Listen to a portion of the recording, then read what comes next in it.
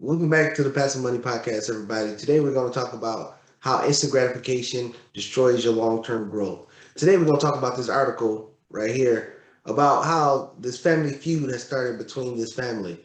A father, he was very studious with his money. He invested his money for his family's long-term growth and, just changing the family tree. And then so what he decided, and from the makes of this article, he's facing a terminal illness and he wanted to give his kids a gift before they pass. And so what he decided was to ask the kids, hey, we got a set amount of money that I can get you right now, and you have the option to take the cash or take the stocks. Two of the three siblings took the cash. The other one took the stocks, while the two siblings that took the cash, they went and bought, instant gratification things, the cars and shoes and stuff like that. While the other one, they kept their sum in stocks. And then fast forward a couple years, the father passes away, and then now you have this big, estate, shindig of, how they're going to split the money up. So now again, fast forward and after the father passed and they're going through this, the the kid that had their money left in stocks is grown 3, 4, 5x than what the kids that took the cash and bought cars with. Now the siblings who took the cash out early, they are saying that even the money that the sibling kept in stocks, that should be divided amongst them also, along with the rest of the estate. So, with that being said, we put a link to this article down there in the description so you can read the whole article because we're not going to read it through here. But Alex, what is your thoughts on this article that we read from the Moneyest? It makes perfect sense in the normal world, but for someone who has financial literacy, it's immoral to them as his family's claiming that it's vice versa the other way. I think it's insane because someone who chose to not blow their inheritance and retain it in the investment it was provided to them in has now, as you said, 3, 4, 5x the amount. And that's just because they were disciplined with what they were left. Anything that's left to you should be taken in consideration that you didn't work for it. So what can you do to maybe let it grow? But many people understanding do not think that way. This individual did, and now he's very blessed in this case. But now this causes family conflict, and that is very common in when money's brought to the table in the family. And I'm thinking a step further, not even on the financial literacy standpoint, is if somebody leaves you an inheritance. So let's say a parent, grandparent, or somebody dies. My thinking, without the financial literacy part in it, my thinking would be you first is appreciative of this inheritance, and you want to show the person, even though they're passed away, that you're appreciating and you're going to do right by the hard work that they put in. So, like the in this article, the siblings, they went out and bought cars and got the instant gratification, and the other sibling that chose to keep their money in stocks to let it keep growing because maybe they took, some sense from their father that, hey, he was investing and he was into it. So if I leave it, it will grow more because I don't need the money now. I'm the sibling that left their money in stocks, they wasn't all into the, oh, I want to impress my friends with this car or impress this girl or impress that guy with this car or something that's flashy. Remember, the only people that's impressed by stuff that you buy is people that can't afford it. The people that can't afford it will never be impressed by the stuff that you buy. So the other two siblings to me was I want to use what my father did to impress other people. That's what it comes down to. I want to impress other people. Of course, you won't have the people, oh no, I did it for myself. The truth is, you want people looking at you. This is why you go buy the fancy cars and stuff like that. It's not just for self gratification. It's you want to be recognized by others, not just, hey, I need a car to get from point A to point B. So just from a moral standpoint, I would want the person who leaves me something to know that, hey, I understand the hard work you did to make this happen. So I want to show you I appreciate it. And I'm either going to not blow it frivolously, even if I don't know anything about the financial markets, we're not gonna blow it frivolously, or I'm gonna do something that will help me out in the long term, i.e., maybe pay off my house that I'm living in. If they're gonna buy them anyway, pay off the house that they're living in, or something like that, or cancel a lot of debt and never get back in debt again. You should use that inheritance as something that gives you a step up, not something that gives you a flash out so everybody can think that you have money and really money came from your parents. Yeah, and I mean, if not financial literacy, and I might have just used the wrong term, but wisdom or discipline with that money. Like a lot of people aren't going to be thinking that, oh, I just received this inheritance.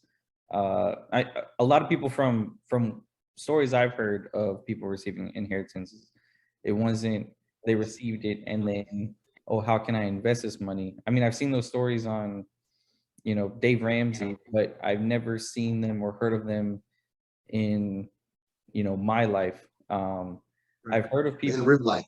in real life. Yeah, I want to say real life, but Dave Ramsey's real life as well. So, Yeah, yeah. but you know, I've heard of people receiving large inheritances, and it was to them, it's just oh well, I'm their kids, I deserve it. He had a lot of money, so now I can finally enjoy it because he was just a penny pincher his whole life. So now let me go spend it. And the person that actually asks to themselves before they spend it, how can I financially benefit myself with this money? I would say has the most wisdom of all. Right. And the funny part about the story is I'll just call him the smart sibling, the one that kept it invested.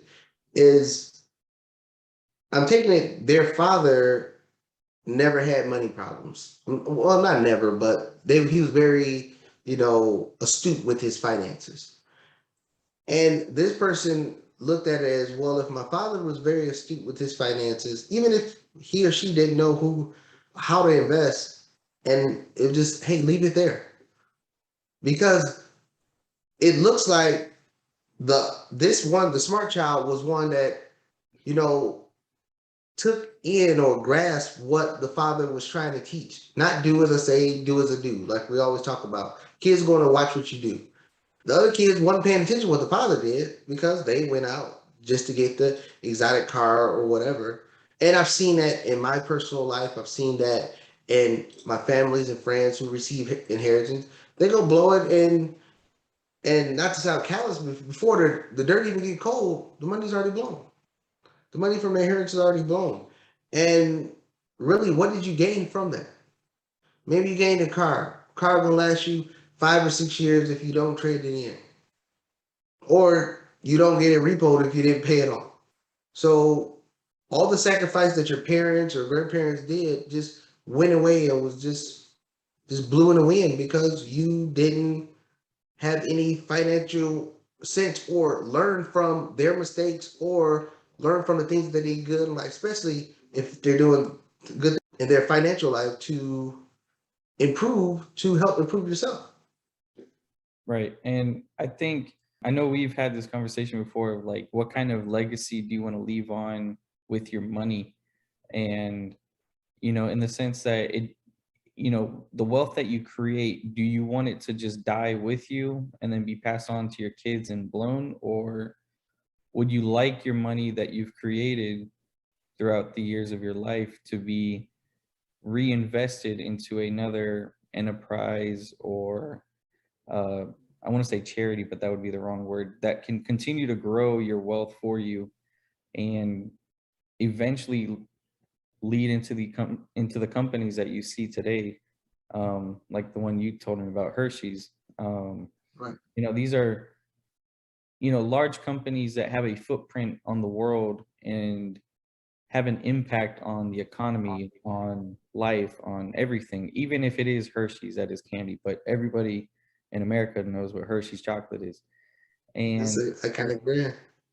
so it's like, where do you want your money to go? Would you want it to just, say you create $100 million of wealth in your life and then it's left to your kids and then, it stops there, it dies right there. They blow it all. Or would you prefer not to leave it to your kids, but pass it on to someone that can manage that money and continue to help it grow for the future of the world. And everybody gonna pick on you because they're like, he don't have no kids. He don't know what the hell he's talking about. But I agree with you to an extent. And trying to convince people don't leave money to their kids, that's like you better off trying to start World War V by yourself. Um, I have no problem with leaving money to my kids, but I don't want to leave them a lump sum and just say, here, run off with it. Especially if you notice, and parents know their kids, especially if they don't have financial literacy, just dumping a crap ton of money in their laps. It's only going to do them. It's only going to do worse for them. And in the story you're saying about Hershey, I am not opposed to doing some estate planning, creating businesses and things like that, and having the cash flow, the residual cash flow from those businesses, keep funding my kids' lifestyle instead of just hand them a crap ton of money and then they go blow it all, and then next thing you know, the family tree dies there. If I create business and do proper estate planning and have businesses held in the estate, and then my family can still receive income off of there. And you hear about the Rockefellers, they do it, especially with charity and business and things like that. The Hershey's, what's the one right here on uh not 301, but Crosstown, the blue store, Well, the blue Goodwill, store. No, not Goodwill. The Walmart, one that IKEA, right? IKEA, that's it. That's the one I was looking for. IKEA, he did the same thing, and he created the business and created foundations and charities, and their kids live off the operational income or the net profits from the business. They don't own or control the whole business because those owners want that building, that legacy to live on, to fund their grandchildren and grandchildren and grandchildren. If you just gave all the money to, let's just say, your kids, and they blew it all, then grandkids screwed, grandkids, and great grands are screwed after that. So it's just about estate planning and things like that. But I agree with you. I'm not I'm a person that believes in, creating a legacy to grow. So you gotta, for the most time, you gotta help your kids. You gotta save your kids from themselves. And in this instance, in this story right here, it's going to be one that's going to be a lot of drama. And the only drama is because the other two siblings that chose to buy cars, they wanted the instant gratification, and the smart kid, they was thinking about the later part of their life. And then now the two kids that wanted instant gratification want a share of the smart kid's money. So that's just a learning lesson for people, the viewers and things like that, to take account of. Remember, instant gratification does not help your long-term future. It does not. It's instant. It's just like instant popcorn. It's there, it tastes good for a minute, and then you got to go back to your normal life. Always structuring things for long-term growth will help you out better than instantly getting something, especially like a Birkin bag, red bottoms. And I'm not picking on females because I'm naming those, but shoes, guns, all that stuff that's just high ticket items that you just want to buy just to impress other people. Right. And I mean, the way I've always seen like an inheritance, or, if you're blessed with that amount of wealth, then I've always looked at it as just buying your freedom instead of buying, tangible items that are going to depreciate over time. If you could just buy your freedom for the rest of your life, never have to work again, and live off of that investment, then, what's more valuable than that? But, that's not. In the article, the author speaks of it. He says people are not looking; they want what's hot right now. Mhm. They're only Most people in this world only think about the right now, even though they shouldn't be thinking about the future, but they only think about right now. They want that gratification right now. The future be damned. When the future come, I'll figure that out when I get there. But I want to be, blowing the bag, the hottest person on the streets right now. I want everybody looking at me right now. I want it now. It's a crybaby attitude. I mean, adults are almost worse than kids when it comes to things that they want. They feel that I work, so I should be able to buy what I want. Yeah, you could if you made way more money than it and you can invest in things like that. and then buy it, then yeah. But when you discount your future, then you're sitting there sleeping on your friends or relatives' couch when you get in your 50s and 60s, and then you wonder what the heck happened. What happened was the shoes, the clothes, the cars, and all that other stuff that you wanted to look hot right now with. And that's the thing that people struggle with. And then they want to get mad at the people who was more smart and more studious with their money to focus on the future, and then want to blame them, saying that, oh, all the money you have, or they want to give people that, save the money, or the smart kid, financial advice like they did right with their money. So that's just the nature of the beast of it, and that's the part that's sad. And you see that more times than not than you see people like in this article, the smart kid. You see more of the instant gratification in this world. Right. And I mean, a lot of it seems to be like people think that the only way to be, financially independent or free from, having to go to a day job is like you have to have tens of millions or billions, in the bank or whatever. When in reality, you've seen in some situations in other articles where man, I wish I could dig up this article, but I read an article where a couple retired off of $800,000 and they just Mhm. invested it and lived off the cash flow from the $800,000. I mean, it's not like you're gonna make $800,000 in a year, but if you work overtime, say 20 years, 30 years, you don't have to retire at 65, 70 years old. You could retire, in your 40s, 50s if you just are disciplined with your money and let it invest and then just live off the investment.